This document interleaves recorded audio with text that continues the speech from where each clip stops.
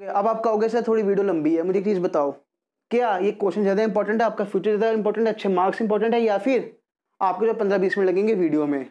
बताओ।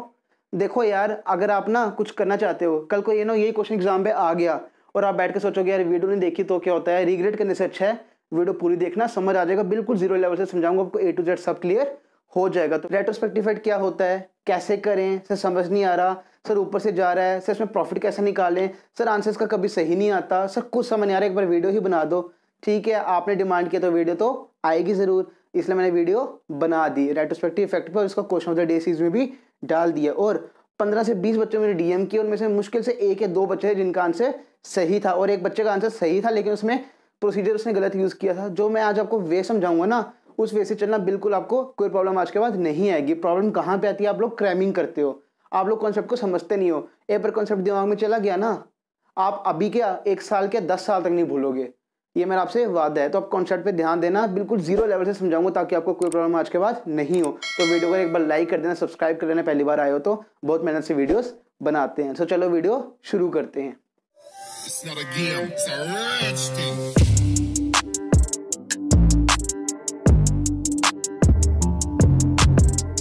तो दोस्तों, रेट्रोस्पेक्टिव इफेक्ट समझना बहुत जरूरी है। सबसे पहले कि वो होता क्या है। देखो, सपोज करो तो एक फर्म है, फर्म में पार्टनर्स है A और B, और एक मैनेजर है जो फर्म में काम करे जो है C। अब पार्टनर्स डिसाइड करते हैं चलो क्यों ना हम C को ना मैनेजर की जगह एज अ पार्टनर ही इंक्लूड कर लेते हैं, और C के पास जाते हैं। C सुन यार, तेरे को एक बात बतानी है। वो बोलेगा क्या सर बताओ, हम सोच रहे हैं तेरे को मैनेजर की पोजीशन से हटा के एज अ पार्टनर इंक्लूड अपने साथ कर लें। सी तो बड़ा खुश हो जाता है। अब उसको बोलते भी साथ में क्या है, अभी कौन सा साल चल रहा है, वो बोलते सर 2020 चल रहा है। उसको बोलते हैं अभी छोड़ तू, तेरे को हम और खुश कर देते हैं, हम तेरे को पिछले 3 साल पहले से पार्टनर एज अ पार्टनर मान लेते हैं। वो कहेगा सर वो कैसे, मतलब कि 2017 से तेरे को हम शेयर दे देंगे प्रॉफिट का, 2017 से हम तेरे को वो चीजें करेंगे एज अ पार्टनर जो हम चीजें कर रहे हैं, 2017 से तेरे को वो चीजों की सहूलियत मिलेगी, वो चीजें तेरे को मिलेंगी जो हमें भी मिल रही है। मतलब जैसे तेरे को इंटरेस्ट कैपिटल दे देंगे, हम तेरे को सैलरी एज अ पार्टनर दे देंगे, हम तेरे को शेयर ऑफ प्रॉफिट भी दे देंगे। वो खुशी खुशी कहेगा ठीक है सर मैं आ जाता हूँ। अब क्या होगा, हम उसे वो चीजें उसको दे देंगे जो उसको नहीं मिली थी, मतलब एज अ पार्टनर जो उसका हक था उसको हमने दे दिया। अब जो चीज हमने उसको दे दी एज अ पार्टनर वो तो ठीक है, अब जो हम एज अ मैनेजर उसको दे रहे थे उससे हम वापस ले लेते हैं। फॉर एग्जांपल उसको कोई कमीशन दे रहे हैं वापस ले ली, उससे कोई सैलरी है वापस ले लेंगे, और अगर एज अ मैनेजर उसने हमें कोई लोन दी उस पर इंटरेस्ट खा रहा है वो भी हम उससे वापस ले लेंगे। क्यों, क्योंकि अब वो पार्टनर बन चुका है, तो पार्टनर के टर्म्स एंड कंडीशन थोड़ी अलग होती है। मतलब अगर छोटी भाषा में बोल जाए, रेट्रोस्पेक्टिव इफेक्ट बेसिकली क्या हुआ कि हमने as a for example manager को एज अ पार्टनर बना लिया, तो जब से हमने उसको पार्टनर बनाया, जिस ईयर से उसका पार्टनर बनाया है उससे उसको पार्टनर के हक दे देंगे, और जैसे वो जिस पोजीशन में वो काम कर रहा है, फॉर एग्जांपल ऐसे मैनेजर काम कर रहा है, तो जितना भी उसमें सैलरी होगी, उसकी कमीशन होगी या जो भी होगा उसमें वापस ले लेंगे। क्लियर, ऐसे होता है रेट्रोस्पेक्टिव इफेक्ट में वर्किंग्स। सो रेट्रोस्पेक्टिव इफेक्ट बेसिकली वही हुआ जो मैंने आपको समझाया कि बेसिकली होता क्या है दोस्तों, कि हमने किसी को इंक्लूड कर दिया as a partner, as a manager है फॉर एग्जांपल, उसको मैं एज अ पार्टनर इंक्लूड करें, अगर हम उसको ऐसा इंक्लूड करें पार्टनर तो उसको पार्ट्स के हक दिए जाएंगे, और उससे मैनेजर के हक उसके वापस ले लेंगे। मतलब उसको शेयर ऑफ प्रॉफिट वगैरह मिल जाएगा, इंटरेस्ट ऑन कैपिटल वगैरह मिलने शुरू हो जाएगी, लेकिन उसको अपनी सैलरी हमें देनी पड़ेगी, उससे हम सैलरी ले लेंगे, उससे हम कमीशन जो दे रहे हैं एज अ मैनेजर वो वापस ले लेंगे। अब इसको करने के भी बड़े तरीके होते हैं, हर एंट्री को हम लिखें, हर एंट्री को रिकॉर्ड करें, कितना लंबा प्रोसीजर हो जाएगा। ये दूसरा जिसको हम रेट्रोस्पेक्टिव इफेक्ट बोलते हैं, उसमें हम बेसिकली क्या करेंगे, हम एक सिंगल एंट्री पास करेंगे जिसमें सारी चीजें कवर हो जाए, जिसमें हम उसको शेयर भी दे देंगे एज अ पार्टनर, अगर वो सैलरी का हकदार है वो भी दे देंगे, इंटरेस्ट ऑन कैपिटल भी पे कर देंगे, और एज अ कमीशन जो वो मैनेजर ले रहा है, एज अ सैलरी जो मैनेजर ले रहा है, उसे हम वापस ले लेंगे। आई होप आपको चीज समझ आ गई हो। अब एक क्वेश्चन कराने जा रहा हूँ, बड़ा अच्छा सा क्वेश्चन है, आपको उसमें हर चीज क्लियर हो जाएगी। क्वेश्चन एक बार रीड करते हैं। तो दोस्तों क्वेश्चन जो है मैं TS अग्रवाल का करवा रहा हूँ आपको, बेसिकली आपको स्क्रीन पे मिल जाएगा। रेट्रोस्पेक्टिव इफेक्ट बहुत अच्छा सा क्वेश्चन है। क्वेश्चन एक बार रीड करते हैं। देखो A और B जो है पार्टनर्स हैं, शेयर करें profit and loss in the ratio 3:2। Partners हैं, किस रेशियो में शेयर करें, 3:2 में प्रॉफिट एंड लॉस। आगे at the end of the year that is 31 मार्च 2010। अब एंड ऑफ द ईयर 2010 में क्या हुआ, after division of years profit, जब हमने ईयर के प्रॉफिट को डिस्ट्रीब्यूट कर दिया, दे डिसाइडेड, उन्होंने क्या डिसाइड किया, to take C into partnership with effect from 1 April 2007, कि हम C को ना 2010 में उन्होंने क्या डिसाइड किया, हम C को 2007 से एज अ पार्टनर इंक्लूड कर लेते हैं। As C was getting annual salary of 45,000, जो सी था उसको एनुअल सैलरी मिली थी 45,000। He had also advance 3 lakh to the firm, उसने 3 लाख फर्म को एडवांस में लोन दिया था by way of loan, on which he was getting interest at 10% per annum, जिसमें उसको इंटरेस्ट मिला था 10% per annum. During the 3 financial years, पिछले 3 साल में firm profit after adjusting salary to C, firm के जो प्रॉफिट थे सी की सैलरी एडजस्ट करने के बाद, इंटरेस्ट ऑन लोन एडजस्ट करने के बाद, interest on financial capital of partners वर, कितना उनके फाइनेंशियल कैपिटल से मतलब कितना उनको पैसा मिला, वर प्रॉफिट 4 लाख 2008 में, 2009 में उनको लॉस हो गया पार्टनर्स को 2 लाख का, और 2010 में प्रॉफिट हुआ 6 लाख का। According to the new agreement, अब ध्यान से समझना, न्यू एग्रीमेंट के हिसाब से अब क्या माना गया है, C is to be given annual salary of 35,000, C को एनुअल सैलरी मिलेगी 35,000 and 1/5 share in the profits of firm, जो फर्म के प्रॉफिट है उसमें 1/5 शेयर उसका भी हो गया। C's loan shall be treated as is capital from the beginning and similar to other partners, जो सी का लोन है वो ट्रीट कैसे किया जाएगा as is capital from the beginning, मतलब जो उसका लोन था उसको हमने कैपिटल मानना है, and similar to other partners, और अदर पार्टनर्स की तरह, बाकी पार्टनर्स की तरह उसको इंटरेस्ट इन कैपिटल दी जाएगी 6% पर एनम। रिकॉर्ड करो necessary entries to give effect to the above arrangement, अब इस अरेंजमेंट के लिए आप जनरल एंट्रीज रिकॉर्ड करो, हमें अब वो करना है। सो दोस्तों, बच्चों को जहाँ पे प्रॉब्लम आती है वो आती है वर्किंग नोट में कि वर्किंग्स कैसे करनी है, सबसे प्रॉब्लम इशू वही आता है, जनरल एंट्री प्रॉब्लम नहीं आती। तो मुझे एक चीज़ बताओ, प्रॉफिट जो होगा ये लॉस हुआ होगा, जो भी हमें प्रॉफिट है लॉस हुआ है, वो अब जब हम उसको एज अ पार्टनर मानेंगे तो चेंज होगा कुछ उसमें? जी सर आएगा। भाई क्यों आएगा सर? क्योंकि जो एज अ पार्टनर बनेगा हम उसे कमीशन वापस ले लेंगे, हम उसे सैलरी वापस ले लेंगे, हम उसे इंटरेस्ट लोन वापस ले लेंगे। यस सर, थोड़ा चेंज तो आएगा प्रॉफिट एंड लॉस में, राइट। और उसके बाद हम क्या करेंगे, उसको आगे डिस्ट्रीब्यूट कर देंगे जो उसका हक है 3 सालों का, राइट। तो वही हम करेंगे, देखो कैसे। आप बनाओगे प्यारा सा अच्छा सा वर्किंग नोट, ठीक है, जिसको मैं WN लिख रहा हूं। चलो मैं थोड़ा ऊपर लिख देता हूं, वर्किंग नोट, क्लियर।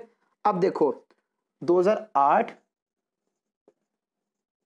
2009 और 2010, इसके हम क्या करेंगे, पहले वर्किंग्स करेंगे, मतलब प्रॉफिट को एडजस्ट करेंगे। आप लिखोगे एडजस्टेड प्रॉफिट्स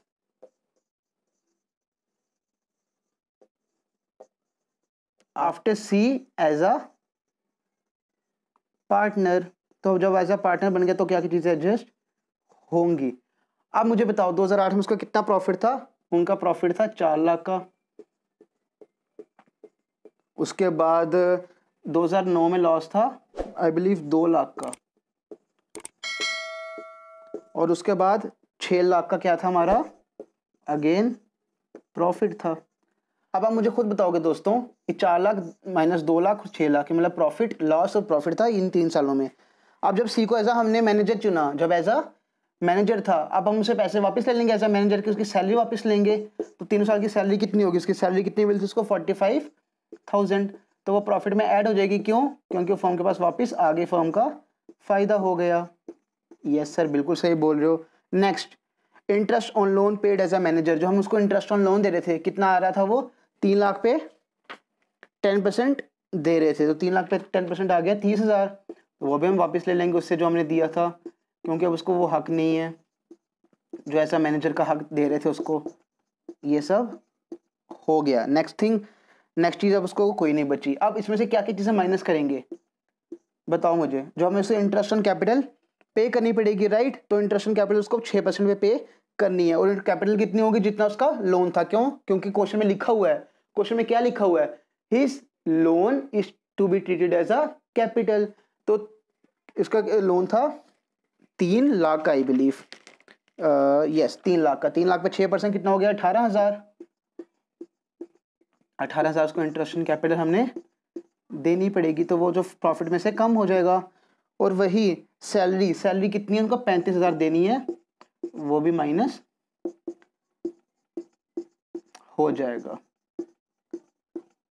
ठीक है, आई होप आपको ये चीज समझ आ गई। आप कैलकुलेट करो कितना आंसर आ रहा है। 4 लाख प्लस 45 प्लस 30, 4 लाख 30, 475, 4,40,000, 4,22,000, 4,22,000। ठीक है, नेक्स्ट ऐसे ही करोगे, इन सबको प्लस करो, इसको माइनस करो, -2 लाख, -18, -35, प्लस 30,000 प्लस 45,000, ये हो जाएगा 75, 2, 18, 35, 1,38,000 का हमारा लॉस। और नेक्स्ट पे भी ऐसे ही कर लो, 6 लाख में से 45 प्लस 45, 645, 675 माइनस 35, 640 माइनस 18, 6,22,000। ठीक है, तो अभी 3 साल जो प्रॉफिट हुआ टोटल, जो टोटल एडजस्टेड प्रॉफिट हुआ, ये टोटल एडजस्टेड प्रॉफिट जो पिछले 3 सालों का हुआ, जब से वो एज अ पार्टनर कंसीडर किया गया, उनको प्लस करो, इनको प्लस करोगे आएगा 8,66,000। अब हमारा टोटल एडजस्टेड प्रॉफिट आ गया। ये हमने क्यों निकाला एडजस्टेड प्रॉफिट, कोई बता सकता है? सर क्योंकि किसी को शेयर देना है। बिल्कुल सही। देखो ये जो है प्रॉफिट आया, इसमें किसका हक भी होगा? सी का भी हक होगा, क्योंकि एडजस्टेड प्रॉफिट हुआ है जिसमें हमने उसको एज अ पार्टनर माना है और एज अ मैनेजर के जो भी पैसे थे वो सब वापस ले लिए और एज अ पार्टनर के पैसे से एडजस्ट करवा के निकाल लिया। अब इसमें हक क्या होगा? सी का भी हक होगा। अब बेसिकली अब हम सी का देखेंगे कि उसको कितना शेयर देना है 3 सालों में, उसको हम दे देंगे, बात खत्म। इतना सा रेट्रोस्पेक्टिव इफेक्ट था। चलो हम देख लेते हैं, बुक नीचे रख देता हूँ, बड़ी भारी है यार बुक भी। देखो यहाँ पे मैं बता रहा हूँ, अमाउंट गिवन टू सी, जो अपने सी को देना एज पार्टनर, क्या तो क्या देंगे मुझे बताओ। सबसे पहले प्रॉफिट देंगे, बिल्कुल सर प्रॉफिट देंगे। कितना प्रॉफिट? जो उसका हक क्या है, कितना है? 8,66,000। इसका 1/5, क्योंकि 1/5 उसका शेयर था, राइट। तो कितना आ जाएगा ये? 1,73,200, 1,73,200। नेक्स्ट उसको सैलरी देंगे as a partner. Salary as a partner, कितनी सैलरी उसको दे रहे हैं एज अ पार्टनर? 18,000 की सैलरी 3 साल देंगे, सॉरी 35,000 की सैलरी 3 साल देंगे, तो 1,05,000। और इंटरेस्ट ऑन कैपिटल देंगे, इंटरेस्ट ऑन कैपिटल 1 साल का 18,000 का, 3 साल का 54,000 हो गया। जैसे यहाँ पे 1,05,000 क्यों लिखा? क्योंकि 1 साल की 35,000 थी सैलरी, 3 साल की 1,05,000 हो गई। आप क्या करोगे? लेस क्या करोगे? जो उसको दे दिया था सैलरी एज मैनेजर, जो आपने उसको सैलरी एज मैनेजर दे दी थी, कितनी दी थी? 45,000। तो 45,000 3 साल का कितना हो जाएगा? 1,35,000। उसके बाद और कुछ दिया था? यस सर, एक चीज और दी थी। भाई क्या दी थी बता दो। सर इंटरेस्ट ऑन लोन दिया था, वो माइनस कर दो। बिल्कुल जी, कर देते हैं। हमने 1 साल का 30,000 दिया था, 3 साल का 90,000 हो गया। अब हम देखेंगे इन सबको प्लस करके, इन 3 चीजों को इसको माइनस करके क्या आंसर आ रहा है, और वो हो गया वो पैसा जो हमने सी को देना है। कितना हो जाएगा ये? 1,07,200, 1,07,200। अब ये समझ आ गया होगा सर? हाँ ये समझ आ गया कि 1,07,200 में उसको पे करना है। अब बात आ रही है सर कौन पे करेगा, कैसे पे करेंगे, क्यों पे करेंगे। देखो 1,07,200 जो हमने पे करना है, अब ये वो अमाउंट उसको पे करना है जो एज अ पार्टनर उसका हक है पिछले 3 साल से। सो अब ये जो अमाउंट है सी को पे करना है, जो उसका हक है पिछले 3 सालों का एज अ पार्टनर का, 1,07,200। अब वो किससे लेगा? एग्जिस्टिंग पार्टनर से। एग्जिस्टिंग पार्टनर कौन है? ए और बी। किस रेशियो में? 3:2 की रेशियो में। कर लो। अब आप बोलोगे सर सैक्रिफाइस रेशियो कैसे निकालनी है? अगर आपको नहीं पता नीचे कमेंट कर देना, मैं बता दूंगा कैसे निकालते हैं। तो 3:2 में आप निकालोगे। तो 1,07,200 है, यहाँ पे कैलकुलेशन करता हूँ। ए कितना अमाउंट देगा और बी कितना देगा। 1,07,200 है इंटू 3/5 और 1,07,200 इंटू 2/5। तो ये हो गया 5 2 10, 5 इंटू 20, 0। तो 0 12 13 64 और यहाँ पे आ जाएगा 0,8842। तो ये अमाउंट है जो ए और बी ने पे करना है। किसको पे करना है बताओ? यस, सी को पे करना है। सो अब हमने क्या करना है, बेसिकली ए और बी से 64,320 42,880 जो लिए है, किसको देना है? वो सी को देना है। एक एंट्री पास करनी है, बात खत्म। यही हमने इसके लिए पूरा काम की है कि कितना शेयर सी का था और वही ए और बी को प्रोवाइड कर दो। तो उसकी क्या एंट्री होगी वो आप समझाओ। एंट्री की होगी A is capital account debit, उसके बाद B is capital account debit, उसके बाद to C is capital account. जिसको नहीं पता है एंट्री कैसे हो रही है कि हम सी को क्रेडिट करें कि वो ए और बी को डेबिट कर रहे हैं, बेटा कमेंट कर देना, मैं आपको सेपरेट वीडियो बना दूंगा, कोई इशू नहीं है। तो 64,320, 42,880 और कितना होगा पे, कितना करना है, 1,07,200।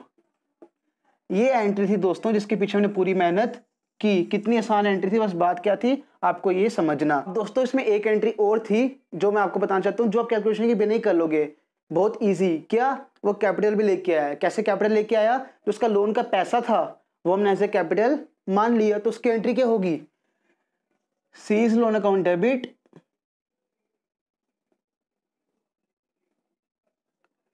To C's capital account. ठीक है, ऐसे एंट्री हो जाएगी। कितनी कैपिटल थी, 3 लाख थे आई बिलीव, यस 3 लाख थी। जो लोन था 3 लाख का, उसको कैपिटल बना दिया। अब इसकी जगह होता क्या दोस्तों, ये एंट्री जो है ये बहुत इजी है, तो आप कैलकुलेशन के बिना भी कर सकते हो। अब दोस्तों ये एंट्री जो है वेरी करती है। दोस्तों अब इस एंट्री में और भी क्या हो सकता है, जैसे फॉर एग्जांपल वो कैश ले आया तो आता cash to C's capital account. जो भी कैपिटल लेके आया वो क्या आप लिख देते कैश अकाउंट डेबिट, या बैंक के थ्रू लेके आया bank account debit to C's capital account. और जो प्रॉब्लम वाली एंट्री थी वो थी ये वाली एंट्री जो आपको मैंने समझा दी। मैं एक बार फिर से आपको रिकैप करवा दूं अगर आप चाहते हो तो। देखो हमने क्या करना है, सबसे पहले सी को हमने एज अ पार्टनर माना, तो जितने भी उसको पैसे देने थे एज अ पार्टनर दे दो, और जितने उसको पैसे उससे लेने थे एज अ मैनेजर ले लिए हमने। उसका आया टोटल 8,66,000 का प्रॉफिट आया, सबको एडजस्ट करने के बाद 3 साल का। अब उसमें उसका कितना हक था वो हमने कैलकुलेट कर लिया।